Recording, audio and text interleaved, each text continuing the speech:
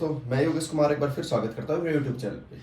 तो देखिए दोस्तों, आने वाले डीएसएसबी की जो वैकेंसीज हैं उनके बारे में काफ़ी क्वेरीज आ रही है मेरे पास कि सर पता नहीं न्यू अपडेट कब आएगी या कब पेपर होगा या एग्जाम पहले होगा। तो उसके रिगार्डिंग ही आज देखो बात करने वाले हैं। सबसे पहले तो देखिए, मैं आपको ये बताना चाहता हूँ कि जो भी है, या डीएसएसबी फिजिकल पहले होगा या रिटर्न पहले होगा, वो देखिए डीएसएसबी बोर्ड डिसाइड करेगा। क्योंकि पिछली लास्ट वैकेंसीज में इन्होंने फिजिकल पहले लिया था, तकरीबन तकरीबन फॉर्म इनके इतने ही थे, तो इन्होंने फिजिकल पहले लिया था। तो उसके बेसिस पे ही सभी ने ये बात बताई कि फिजिकल पहले होगा। लेकिन ऐसा हम बिल्कुल श्योरिटी से नहीं कह सकते हैं कि फिजिकल ही होगा। मे भी हो सकता है एग्जाम कंडक्ट करा दे, लेकिन हाँ, चांसेस ज़्यादा है कि फिजिकल ही होगा। उसके बाद अब जो चीज़ें बचती हैं, देखिए एक तो यही सब्जेक्ट हमारे पास रह जाता है करने के लिए बात, कि हम इनमें उलझे रह जाएं कि सर सब फिजिकल पहले होगा या रिटर्न पहले होगा या क्या कब होगा। इसके अलावा दूसरी चीज, जो स्टूडेंट को सच में सिलेक्शन लेना है वो इस चीज को छोड़ के अब आगे बढ़ चुके हैं। उनको पता है कि देना हमें फिजिकल भी है, देना हमें रिटर्न भी है। मे भी कोई भी पहले भी हो, जो भी जैसे भी हो, करना तो है ही ना। तो जो स्टूडेंट को सिलेक्शन लेना है अब वो इस चीज से आगे बढ़ चुके हैं, वो लग गए अपनी तैयारी में, फिजिकल की भी और रिटर्न की भी। तो देखिए, मैं आप सभी से भी यही अब मैं बोलना चाहता हूँ, ये मेरी रिक्वेस्ट है आप सबसे, कि देखिए इस टॉपिक को छोड़ के आपके पास जो जेन्युइन टॉपिक है आप उन पे काम करें, अपनी स्टडी से रिलेटेड जो टॉपिक है उन पे काम करें। क्योंकि देखिए वैकेंसीज खाली यही एक नहीं है कि आप उन पे काम नहीं करना चाहते। क्योंकि आप जो पढ़ाई करेंगे देखिए वो आपके तो काम आने ही वाली है, चाहे फिजिकल हो या रिटर्न हो, कुछ भी हो। लेकिन आपकी जो स्टडी है वो इस एग्जाम के अलावा भी तो किसी एग्जाम में काम आएगी। तो आज सिर्फ उस टॉपिक को छोड़ के बात करते हैं डीएसएसबी में हम इंग्लिश में 40 आउट ऑफ 40 कैसे ले सकते हैं। क्योंकि देखिए इंग्लिश के रिगार्डिंग सबसे ज्यादा क्वेश्चन पूछे जाते हैं कि सर इंग्लिश से बहुत डर लगता है, इंग्लिश में क्या आएगा कैसे आएगा। तो देखिए आज बारीकी से सारी चीजें वही क्लियर करने वाले कि इंग्लिश के लिए सबसे बेस्ट स्ट्रेटजी क्या रहेगी और किस तरीके से हम मैक्सिमम नंबर इंग्लिश में कंडक्ट कर सकते हैं। तो आज उसी के बारे में बात करेंगे। तो दोस्तों, इंग्लिश के बारे में मैं आपको खुद पहले बताऊं, इससे पहले कि मैं देखिए अपने बारे में खुद एक पर्सनल एक्सपीरियंस शेयर करना चाहता हूं। इंग्लिश से सबसे ज्यादा मुझे डर लगता था। मैं एक दो एग्जाम में इस वजह से रह चुका हूं क्योंकि इंग्लिश मेरी काफी वीक थी। ठीक है, मेरे अगर बाकी सब्जेक्ट में देखेंगे तो और 75% अबव मार्क्स थे, लेकिन सिर्फ इंग्लिश से मेरी अच्छी नहीं होने के कारण मैं एक दो एग्जाम में रह चुका हूं। लेकिन आफ्टर ऑल जब मैंने सब इंस्पेक्टर की तैयारी की थी तो मुझे इंग्लिश को फेस ही करना पड़ा। जब मैंने इसको फेस किया तब मैंने जाना कि सच में ही इंग्लिश उतना सब्जेक्ट हार्ड नहीं होता जितना ये दिखता है अगर हम पढ़ते हैं तो। क्योंकि आप यकीन नहीं करेंगे कि मैंने पहले बार ही सब इंस्पेक्टर का एग्जाम दिया था तो उसमें 200 में से 155 नंबर मैंने कंडक्ट किए थे। ठीक है, तो अभी आज उसी के बारे में बात करेंगे कि क्या वो स्ट्रेटजीज है, क्या वो बुक्स है, किस तरीके से आपको पढ़ना है कि आपकी इंग्लिश भी काफी स्ट्रॉन्ग हो जाए। ठीक है, तो देखिए सबसे पहले हम बात करते हैं बुक्स की। तो बुक्स के रिगार्डिंग सबसे पहली बुक जो मैं आपको सजेस्ट करना चाहूंगा नीतू मैडम की, जो है वॉल्यूम 1 बुक। अगर आप बिल्कुल इंग्लिश से डरते हैं या इंग्लिश आपकी बिल्कुल जीरो है तो आप नीतू मैडम की बुक से स्टार्ट करें, ताकि आपकी English day by day strong होती चली जाए। इसमें बेसिक से ही आपको चीजें बताई गई हैं, आपको हर छोटी से छोटी चीज इस बुक के थ्रू समझ में आएगी। तो प्लीज जिनको भी ये नहीं पता कि बुक्स कौन सी सजेस्ट करनी है डीएसएसबी के रिगार्डिंग, तो नीतू मैडम, और डीएसएसबी के नहीं, ये किसी भी एग्जाम में काम आने वाली बुक है, तो नीतू मैडम की बुक से आप स्टार्ट करें। अब देखो पढ़ना कैसे है, क्योंकि मैंने बताया ना बुक्स तो सभी के पास है, लेकिन पढ़ाई कैसे करनी है, किन टॉपिक्स को किस तरीके से कवर करना है, वो चीज इंपॉर्टेंट होती है। तो देखिए आप सपोज करें जो उसका पहला टॉपिक है, आई थिंक उसमें वर्ब है। तो जब हम वर्ब को पढ़ते हैं तो जो भी उसमें इंपॉर्टेंट फॉर्मूलाज हैं, ठीक है, आपको उनको कॉपी में लिखना है। आपको उनको कॉपी में लिखना, तो एक तरीके से आपके नोट्स भी तैयार होते रहते हैं। ठीक है, और आपको याद भी ज्यादा रहता है, क्योंकि कोई भी चीज हम जब लिखते हैं ना तो याद हमें ज्यादा होता है। ठीक है, तो आपके नोट्स भी तैयार हो रहे हैं, जो भी इंपॉर्टेंट चीज उसमें दे रखी होती है, जो फॉर्मूलाज होते हैं, ठीक है, उनको लिखना है साथ में। और फिर जब हम पूरे उस टॉपिक को कवर कर लेते हैं तो उनको बाद में उन फॉर्मूलाज को देखना है। ठीक, नीतू मैडम की बुक के हर चैप्टर के बाद उनके क्वेश्चन उन्होंने दिए गए हैं, तो आपको उनकी प्रैक्टिस करनी है। जहां आपको लगे कि इस चीज का यहाँ गलती हुई है, आपको उनको नोट डाउन करना है। ठीक है, आपको क्या चीज समझ में नहीं आया उस फॉर्मूले को दोबारा देखना है। इसी तरीके से जब हम प्रैक्टिस पूरी कर लेते हैं, जब भी हम सेकंड चैप्टर करने को होते हैं तो एक बार फर्स्ट चैप्टर हमें रिवाइज कर लेना चाहिए। ठीक है, ये होती है दूसरी स्ट्रेटजी कि हम सेकंड चैप्टर करने से पहले फर्स्ट चैप्टर को हमें रिवाइज कर लेना चाहिए, ताकि हमें एक बार चीजें रिमाइंड हो जाए।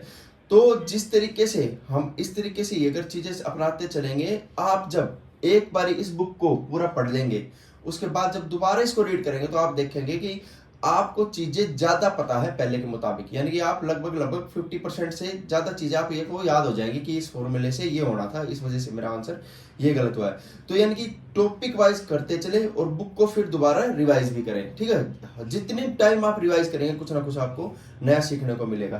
तो इस तरीके से नीतू मैडम की बुक आपको रिवाइज करनी है। उसके बाद क्या करना है, उसके बाद देखिए एमबी पब्लिकेशन की बुक आती है, ठीक है, जिसमें आपको बहुत सारे पेपर सेट देखने को मिलते हैं एमबी पब्लिकेशन के। आप जब पूरी नीतू मैडम की बुक को कवर कर लेते हैं तो एमबी पब्लिकेशन जो है उस बुक को आपको हर जो उसमें दिया गया है, कोई भी पेपर दिया गया है प्रीवियस ईयर का, कोई भी पेपर डजेंट मैटर वो सिर्फ डीएसएसबी का है या एसएससी का है, वो आपके लिए मैटर नहीं करता। कोई भी पेपर दिया गया है आप उसके क्वेश्चन सोल्व करें ताकि आपको पता चल जाए कि कहाँ आपका अभी कौन सा पार्ट वीक है। आप अगर क्वेश्चन सोल्व करते रहेंगे तो आप डे बाय डे आपकी इंग्लिश बहुत ज्यादा इंप्रूवमेंट हो जाएगी, ठीक है। इसके बाद मैं आपको एक चीज और बता दूं, अगर आप खाली एरर आपकी जो अच्छी करना चाहते हैं, एरर के भी क्वेश्चन बहुत आते हैं देखिए डीएसएसबी के एग्जाम में, तो मिरर ऑफ एरर एक बुक आती है जिससे आपको हर तरीके के एरर के क्वेश्चन देखने को मिलेंगे। तो आप वो बुक भी पढ़ सकते हैं और उन्हें भी देख सकते हैं, ठीक है। लेकिन पहले आपको ये बुक कवर करनी पड़ेगी, उसके बाद ही आप दूसरी बुक से ले सकते हैं। इसके बाद जो सेकंड पॉइंट हमारा आता है रीडिंग न्यूज़पेपर। देखिए दोस्तों, न्यूज़पेपर को रीड करना हमारे लिए बहुत ही प्रॉब्लम वाली टास्क होता है एक तरीके से, क्योंकि देखिए हम बेसिकली इंग्लिश से हमेशा दूर भटकते हुए आए हैं। तो देखिए न्यूज़पेपर को जब हम उठाते हैं तो चीज़ें हमारी समझ में नहीं आती है, लेकिन कोई बात नहीं, अगर चीज़ें आपकी समझ में नहीं आ रही हो फिर भी मैं आपको रिकमेंड करूंगा कि आप दिन में कम से कम आधा घंटा इंग्लिश का न्यूज़पेपर, वो भी द हिंदू न्यूज़पेपर जो आता है इंग्लिश का, वो ही रीड करें। उससे क्या होगा, उससे देखिए चीजें आप स्पेलिंग जो देखते रहेंगे, आप पढ़ेंगे उस पेपर को, तो आपको स्पेलिंग आपकी जो है काफी स्ट्रॉन्ग होगी। आपको पैराग्राफ धीरे धीरे आपकी पैराग्राफ की रीडिंग जो है वो इंप्रूवमेंट होगी। उसके बाद आपके एग्जाम में जब पैराग्राफ्स आते हैं तो आप उनको काफी अच्छी तरीके से समझ पाएंगे। और द हिंदू न्यूज़पेपर में बहुत अच्छे एंटोनिम्स सिनोनिम्स आते हैं, सिनोनिम्स आते हैं दोस्तों, जो आपके एग्जाम में भी आपको देखने को मिलेंगे। तो प्लीज आधा घंटा एटलीस्ट न्यूज़पेपर डेली पढ़े, वो भी द हिंदू न्यूज़पेपर। काफी आपकी इंग्लिश है ना, देखेंगे आप, आपकी इंग्लिश बहुत ही अच्छी इंप्रूवमेंट होगी। इसके बाद मैं आपको बताता हूँ प्रैक्टिस पैराग्राफ्स। देखिए डीएसएसबी का जो एग्जाम होगा ना, ठीक है, उसमें पैराग्राफ्स बहुत ज्यादा मार्क्स के आते हैं, यानी कि अगर कोई 40 नंबर की इंग्लिश पूछी जाती है तो 7 से 8 नंबर के पैराग्राफ्स आते हैं।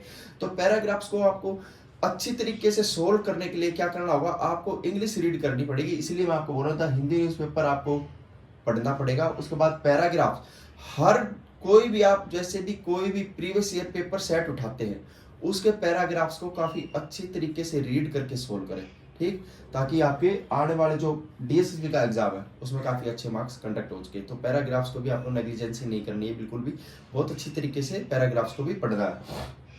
प्रीवियस ईयर क्वेश्चन, जो चौथा पॉइंट आपको मैं बताने जा रहा हूँ, प्रीवियस ईयर क्वेश्चन। देखिए जब आप इन सब चीजों से गुजर लेते हैं, यानी कि मैं आपको कह रहा हूँ डायरेक्ट आपको प्रीवियस ईयर क्वेश्चन नहीं करने हैं, जब आप नीतू मैडम की बुक को अच्छी तरीके से पढ़ लेते हैं, एमबी पब्लिकेशन को कर लेते हैं और आप डेली पेपर भी रीड करते हैं, तब आपको ज्यादा से ज्यादा जितने भी प्रीवियस ईयर क्वेश्चन पेपर आपको दिखते हैं वो सबको सोल्व करना है। डेली अगर करना चाहते हैं तो आप एक सोल्व कर सकते हैं, क्योंकि इंग्लिश ज्यादा ना टाइम नहीं लेती है। अगर आप 40 नंबर की इंग्लिश को करते हैं सोल्व, तो आप मान लिए 20 से 25 मिनट में आपका वो पेपर सोल्व हो जाएगा। तो 20 से 25 मिनट आप अपने आप को दे सकते हैं, डेली भी सोल्व कर सकते हैं यानी आपको, ठीक है। तो प्रीवियस ईयर क्वेश्चन पेपर जितने भी आप सोल्व करेंगे, आपको हर तरीके से किस एग्जाम में किसका लेवल क्या होता है इंग्लिश का और क्या क्या क्वेश्चन पूछे जाते हैं, कुछ नया भी सीखने को मिलेगा। तो वो भी आपको बहुत आपके एग्जाम के लिए एक मैं कहूँगा बहुत ही पॉजिटिव पॉइंट रहेगा। तो प्लीज प्रीवियस ईयर क्वेश्चन जितने भी हो उसके आपको डेली एक तो एटलीस्ट इंग्लिश के 40-50 क्वेश्चन आपको डेली सोल्व कर लेने हैं ताकि आपकी इंग्लिश मजबूत हो उसके। चौथा है मॉक टेस्ट। जब आप इंग्लिश को पढ़ लेते हैं पूरे वीक में, ठीक है, जितना भी जो आपने पढ़ा है, हफ्ते में एक मॉक टेस्ट आपको उसका जरूर देना है। एक मॉक टेस्ट कैसे, एक मॉक टेस्ट देना आपको पूरा ऑल ओवर जो होता है डीएसएसबी का एग्जाम कंडक्ट होता है उसके रिगार्डिंग, क्योंकि उसमें सिर्फ आपकी इंग्लिश का ही रोल नहीं रहेगा, बाकी जो सब्जेक्ट आप सोल्व करते आएंगे वो भी और फिर इंग्लिश भी, तो उससे आपका टाइम मैनेजमेंट आप सीखेंगे, ठीक है। और एक बार दोस्तों मैं फिर आपको डीएसएसबी का वो सिलेबस बताना चाहता हूँ जो आपके एग्जाम में आने वाला है। तो देखिए ये सारे टॉपिक्स रहते हैं जो डीएसएसबी एग्जाम में आते हैं आपके, fill in the blanks, synonym, antonym, spelling, paragraphs, passive voice, error, direct indirect, sentence arrangement और पैराग्राफ। तो देखिए इनका क्या वेटेज रहता है, डीएसएसबी का जो एग्जाम होने वाला है उसमें 3 से 4 क्वेश्चन 3 से 4 question fill in the blank से आपके आएंगे। सिनोनिम एंटोनिम से 2-2, 3-3 क्वेश्चन आएंगे। स्पेलिंग से 2 से 3 क्वेश्चन आते हैं। प्रीपोजिशन से भी 3 से 4 क्वेश्चन आएंगे। पैसिव वॉइस 3 से 4 जो बहुत ही इजी रहते हैं। पैसिव वॉइस आप एक ही दिन में सीख जाएंगे 3 से 4 क्वेश्चन। एरर 4 से 5। एरर के लिए मैंने आपको बुक भी सजेस्ट की है, जिससे आप बहुत अच्छी तरीके से अपनी एरर को इंप्रूव कर सकते हैं। डायरेक्ट इनडायरेक्ट सिर्फ एक दिन का टॉपिक रहता है। डायरेक्ट इनडायरेक्ट एक बार आपने पढ़ लिया, उसको कॉन्सेप्ट को समझ लिया, बस आपको आ गया। 5 से 6 क्वेश्चन आते हैं, समझ रहे हैं आप। सेंटेंस अरेंजमेंट 4 से 5 क्वेश्चन और पैराग्राफ 6 से 7। देखिए पैराग्राफ अगर आप डेली न्यूज़पेपर पढ़ते तो पैराग्राफ आपका ऑटोमेटिकली स्ट्रॉन्ग हो जाएगा। तो इस तरीके से आपका लगभग 40 नंबर का आपका जो पेपर रहेगा वो रहेगा। यही सारे टॉपिक्स हैं जो डीएसएसबी पूछेगा, इससे बाहर कुछ नहीं आएगा। और हाँ दोस्तों देखिए, जो मैंने आपको चीजें बताई, अगर आप बेसिक से उन्हीं चीजों को अप्लाई करते हो अपने लाइफ में और पढ़ते हो तो देखना 1 महीने के अंदर, सिर्फ 1 महीने के आप अंदर देख सकते हैं आपकी इंग्लिश कितनी अच्छी तरीके से इंप्रूवमेंट हो गई। और दोस्तों देखिए ज्यादा टाइम नहीं है, जून से जुलाई तक का आपके पास टाइम है, ये समझ लीजिए। उसके बाद डीएसएसबी हर एग्जाम को कंडक्ट कराने लग जाएगा, चाहे वो जेल वार्डर हो, जेजे हो, टीचर हो, कोई भी हो। सारे एग्जाम जैसे आचार संहिता खत्म होती है, अपने सारे एग्जाम फिर से डीएसएसबी कंडक्ट करने चालू कर देगा। तो आपके पास 2 से 3 महीने का ही टाइम है। आपको वो टाइम अब बिल्कुल भी वेस्ट नहीं करना है। अपनी पूरी मास्टर स्ट्रेटजी बनाइए, उसके थ्रू ही आपको डेली पढ़ना है, ताकि आप पूरे कोर्स को भी अच्छी तरीके से कंप्लीट कर सकें। और देखिए आप चाहे किसी चैनल को भी फॉलो करें, मैं जरूर नहीं कहता कि मेरे चैनल को भी फॉलो करें, जिसको भी फॉलो कर रहे हैं उनकी जो गाइडेंस आप ले रहे हैं उसको बेसिकली अपनी लाइफ में इम्प्लीमेंट करें, और तभी आप उनकी गाइडेंस से ही आगे बढ़ पाएंगे। तो प्लीज़, और चैनल अच्छा लगा तो दोस्तों सब्सक्राइब जरूर करें मेरे चैनल को, ठीक। इसके अलावा जो भी डीएसएसबी के आगे आने वाले टॉपिक्स हैं, चाहे हिंदी का हो, मैथ का हो, उन सभी टॉपिक्स के बारे में वीडियो बनाऊंगा, तो आप मेरे चैनल को फॉलो कर सकते हैं। इसके रिगार्डिंग कोई भी आपकी क्वेरीज अभी भी बाकी रह जाती है तो मेरा इंस्टाग्राम में मेंशन कर रहा हूँ, आप इस पे जाके मुझे कोई भी क्वेरीज आप पूछ सकते हैं, और कमेंट सेक्शन में भी आप अपना कमेंट लिख सकते हैं।